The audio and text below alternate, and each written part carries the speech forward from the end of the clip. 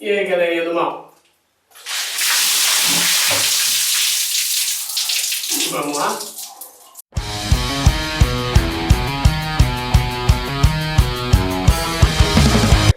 Bastou chover um pouquinho para o pessoal se esquecer do problema da água. Mas logo logo vai chegar uma cartinha, conta de água na sua casa com a bandeirinha vermelha para te lembrar que o problema está aí. Surgiram dois termos agora também, se a crise é hídrica ou se a crise é de abastecimento.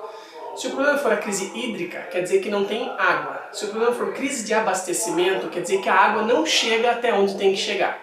A diferença dos termos é que eles foram criados por uma questão política, certo? Para dar uma ajuda para o governo, para dar uma maquiada na situação ou para sentar lenha. É curioso como o Estado conseguiu transferir a culpa para as pessoas. De quem será que é a culpa da falta de água? De um Estado corrupto, despreparado, que está pouco cagando para a situação? Ou é culpa daquele seu vizinho que morrendo de calor, nesse calor vulcânico de Sorocaba, à noite não aguentou e resolveu tomar um segundo banho antes de dormir? Se o governo trata assim a questão da água, imagina o que ele vai fazer com a questão da saúde, que também está horrível. Vai fazer racionamento de doença?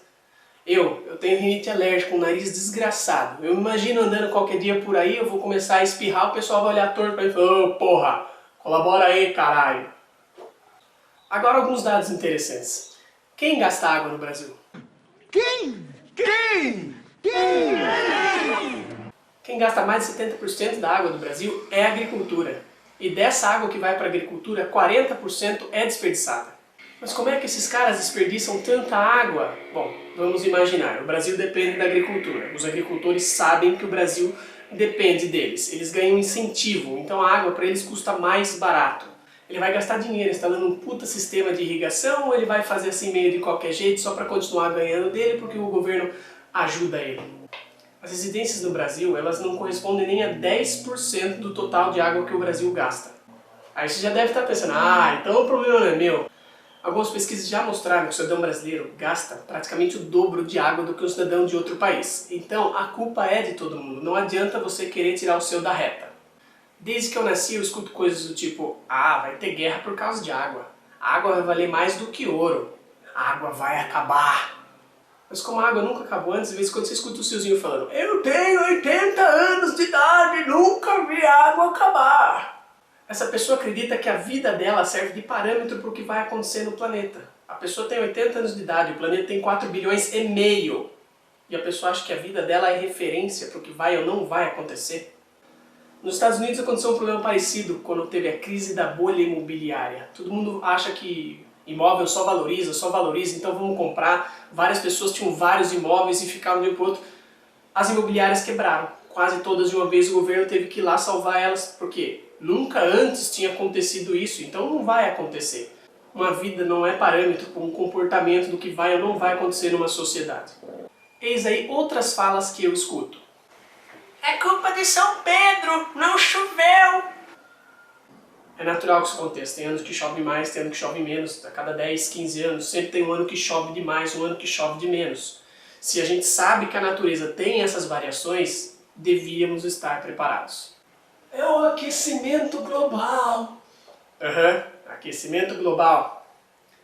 Tem uma grande proporção de terra que já não é mais terra, o pessoal está concretando. Então essa água acaba indo para outros lugares, ela não fecha o ciclo natural da água.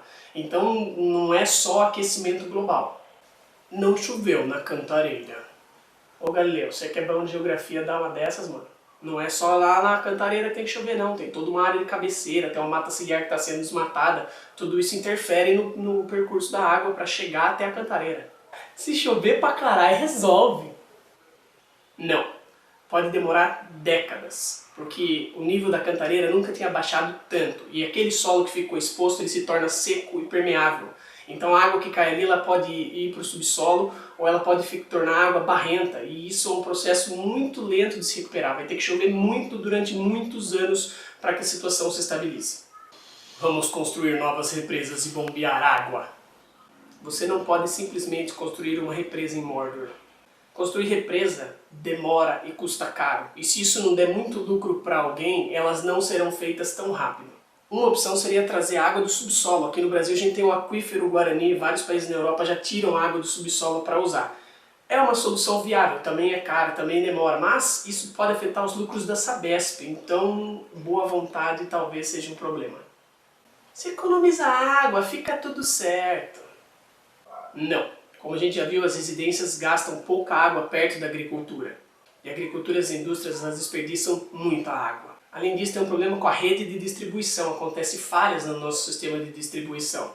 Muitas vezes choveu, tem água e a sua casa fica sem água porque rompeu uma adutora. E nesse rompimento já vão lá 10 milhões de litros de água que poderiam estar sendo usados. Então quer dizer que vai ter racionamento? Racionamento sem avisar é contra a lei? Não, não é contra a lei. Inclusive ele já ocorreu, principalmente em janeiro, antes das chuvas voltarem, a coisa estava feia. Você talvez não tenha sido afetado, mas vários bairros ficaram sem água um dia, ficou com água um dia sim, um dia não. Algumas cidades inteiras chegaram a ficar sem água durante um dia ou durante uma parte do dia. Aconteceu, só não foi um racionamento explícito. O racionamento é a solução. Para quem? Solução para quem, o seu banana? E se aquelas tubulações que eu citei agora de pouco estiverem com problema? Enquanto a água está ali, ela evita um fluxo, ela cria uma pressão. A partir do momento que não tiver água nesses canos, o que vai parar dentro desses canos?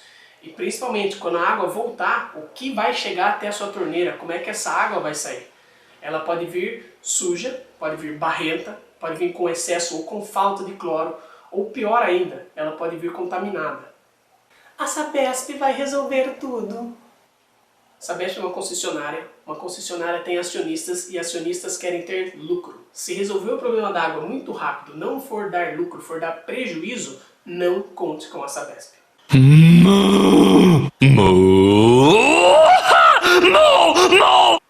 Até lá o brejo já secou sua vaca. O governo foi incompetente até agora. Eu não acho que do dia para a noite ele vai se tornar competente, bondoso e vai resolver o problema. Me segura que eu vou sair de São Paulo, vou para outro estado. Sinto muito, seu ET. Embora o estado de São Paulo apareça mais na mídia, o problema não é só do estado de São Paulo. Vários estados brasileiros já tiveram esse problema ou terão esse problema ainda no ano 2015. Se você quer fugir desse problema da falta d'água, é melhor você voltar para o seu planeta. Porque aqui no planeta Terra, ó, graxa. Se a culpa não é da população, eu vou tocar o foda-se.